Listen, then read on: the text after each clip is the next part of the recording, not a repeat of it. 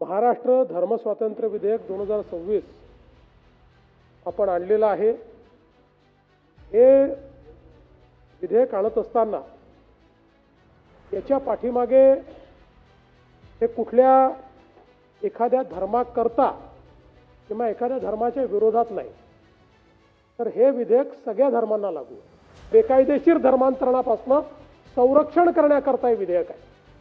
त्यामुळे कोणी धर्मांतर करू नये याकरता हे विधेयक नाही, तर फसवणूक, बळजबरी किंवा तत्सम बाबींकरता आणि त्या माध्यमातून होणारं धर्मांतर हे त्यापासून नागरिकांचं रक्षण झालं पाहिजे याकरता हे विधेयक या ठिकाणी आणलेलं आहे।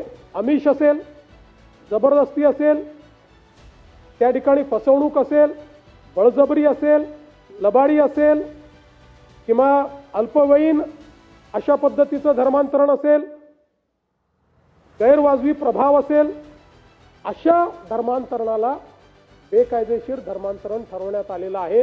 आपण या कायद्यामध्ये ही तरतूद केलेली आहे की केवळ बेकायदेशीर धर्मांतराच्या प्रयोजनासाठी केलेला कुठलाही विवाह न्यायालयाद्वारे शून्यवत व निरर्थक असल्याचे घोषित करण्यात येईल।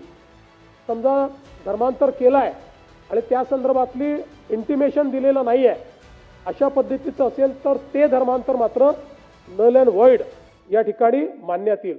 एखाद्या व्यक्तीला जबरदस्ती त्याचं धर्मांतर केलेलं आहे अशा पद्धतीची तक्रार देण्याच्या संदर्भात व्यक्तीचे आई वडील, भाऊ बहीण अथवा अशा व्यक्तीशी रक्ताचे किंवा वैवाहिक किंवा दत्तक नाते असेल अशा कुठल्याही व्यक्तीला त्या ठिकाणी ती तक्रार देता येईल।